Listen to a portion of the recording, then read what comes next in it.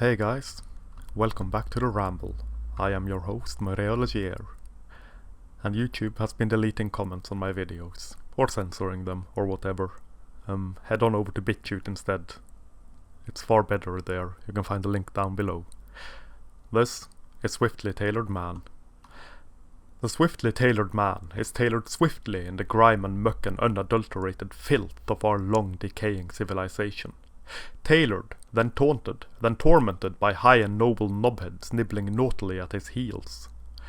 His portrait painted flashing a ghastly grim grimace, a caricature of his life, love and livelihood, made up on the spot for the convenience of Swift Tailors tailoring his image swiftly in the swollen limelight of supreme, radiant victimology. For victimology is all we do in the here and now of pain and penitence, where art and culture and music is hollow and dead, pointless and meaningless. The swiftly tailored man is made to be a punching bag, to take on all the malcontent, all the shit, all the blame and shame and hatred this world could ever wish to eat or fling or create. He is made to be a beast and a burden and a beast of burden all at once. He is an empty vessel into whose cranial cavity our crumbling and confused societies shall pour the entirety of our silent shadow side, the one larger than life, grander than galaxies, big bad baddie of our displaced time and disjointed place. The swiftly tailored man is made from foaming, frothing fantasies in the woolly heads of hyper-privileged munchers of entitlement, carrying the nobliest of crosses, a complete and utter lack of self-awareness. He is an ancient enemy to fight, built, maintained and manufactured by insufferable twat-waffles who sorely, really, truly wished they had an ancient enemy to fight, so that they might have some purpose in the looming, hollow, sheltered void that is their life. There is a boredom, a hollowness, a lack of purpose, so tangible, so self-evident in the eyes and posture, words and deeds of these smug twat-waffles, that all and one should see it and point and laugh and mock and ridicule. For those who have it all will always want some more, to take part in the grand spectacle, the universal gender war of this insufferable era of decaying decadence will always give some more, a quick and easy route to more. More will never help or give except for further calls for more.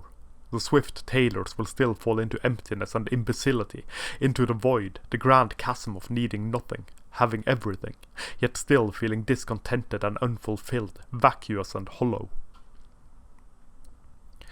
The swiftly tailored man is made to be the enemy, a creature supposedly privileged beyond compare in the eyes of those who are privileged beyond compare. Such a strange thing to see and taste and feel, when the filthy, stinking, rich and successful bitch and moan and complain about an entire sex who are supposedly better off than they. The man, trademarked, will get ya, and he is to blame for everything. Also, he is faceless, nameless, a dark, brooding, threatening entity, ever present, yet nigh invisible. Alas, the swift tailors of the swiftly tailored man do not comprehend those 99.9% of swiftly tailored men who struggle, who fight, who live day by day, hand to mouth, sleeping rough, dying in the streets or on the job. Those who do all those petty jobs, the shitty jobs, the crappy jobs which the swift tailors would never do because those jobs, and the swiftly tailored men who do them, are beneath the swift tailors to such an extent that they are completely and utterly invisible. The swift tailors live within such a wonderful self-contained bubble of smug superiority that the real world never shows its face or rears its ugly head to bite them in the jugular. In this world, in this bubble of self-righteousness and NPC-like lack of sentience, of awareness of the self, everything just works because it always works just so.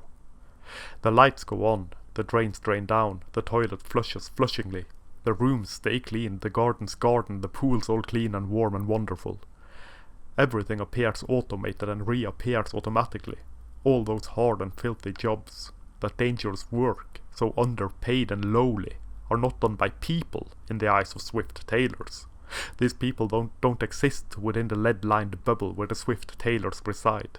It just does itself, happens so and so. The swiftly tailored man is a mirage, a hallucination brought on by lack of blood flow to an oxygen-deficient brain, filled with cocaine and crumbs of calamity from post-scarcity elitism seeking something to do to make more of that which they have more than enough of already. And the homeless, the jobless, the laid off, the laid down, the laid aside, the neglected and forgotten are still neglected and forgotten in the hazy limelight of limited compassion, lack of empathy and lack of existence. And so are the suicidal and the accident-prone, the war-torn and war-dead and the veterans of other people's saber-wrestling, unseen and unheard by Swift Tailors poking mind-numbing needles in their own eyes so as not to see or hear or think or experience any evil but that which they can only imagine is there. Oh no, the Swift Tailors shriek. The swiftly tailored man is sitting comfortably on the bus. What a trespass on this and on that and on everything. Surely privileged and entitled and whatever and what not, the Swift Tailors think, as they fly overhead in private jets, drinking champagne made from grapes hand-picked by whipped virgins from Epstein's Island, and crushed beneath a witch's teeth, costing more per glass than what a swiftly tailored man will earn in a month. The Swift Tailors have no values or convictions, it appears, nor do they have any ability to properly see or comprehend that which really and truly is real and true in this wacky world of ours.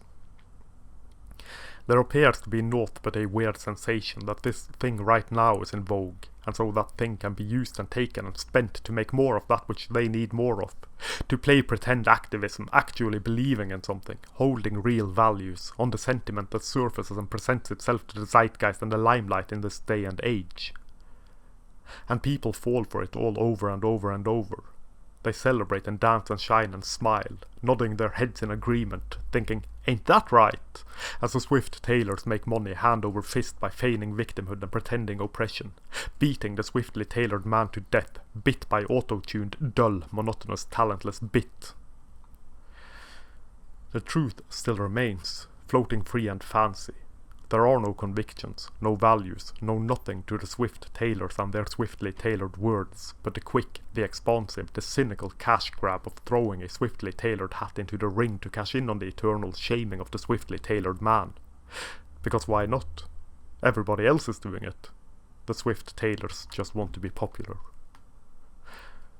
And that was that for this ramble. I hope you enjoyed it, and I'll catch you next time. Please like, share, subscribe, check out the links and all that jazz. This is my Reality here, signing off.